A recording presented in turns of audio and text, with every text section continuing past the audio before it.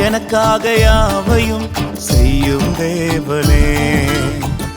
நீர் செய்ய நினைத்தது தடைபடாது, எனக்காக யாவையும் செய்யும்.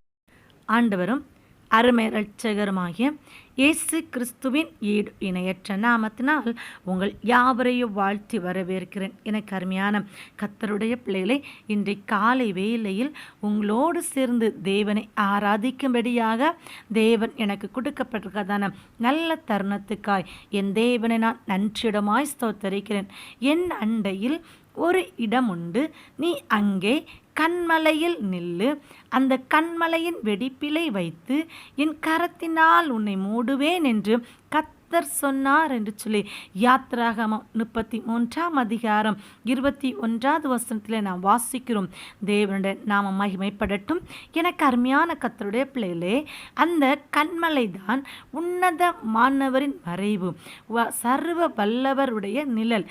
அந்த இடத்திலே மோசே 91ஆம் சங்கீதத்தை எழுதியிருக்க வேண்டும் என்று வேத பண்டிதர்கள் எல்லாரும் சொல்லுகிறார்கள்.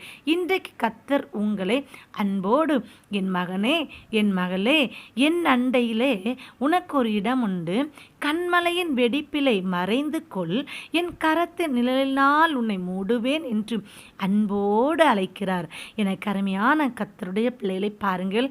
என் மகனே என் மகளே, நீ ஓடி வா, என்னுடைய கரத்தினால் நான் உன்னை மறைத்து கொள்ளுவேன், நீ என்னுடைய நிழலிலே வந்து நில் என்று சொல்லி எவ்வளவு அன்போடு அழைக்கிறார். ஒரு தகப்பன் தன் பிள்ளைகளை எப்படி அழைத்து கூப்பிடுவார்களோ அதே போல உங்களையும் கூப்பிடுகிறார். ஏன் என்று சொன்னால், இது மாயையான உலகம், பொல்லாத உலகம். இந்த பொல்லாத உலகத்திலே நம்முடைய பிள்ளைகளை எந்த ஒரு பாவமோ எந்த ஒரு மனிதர்களோ பிள்ளைகளை தொட்டுவிடாத கூடாது என்று சொல்லி அவர் உங்களை அன்போடு அழைக்கிறார்.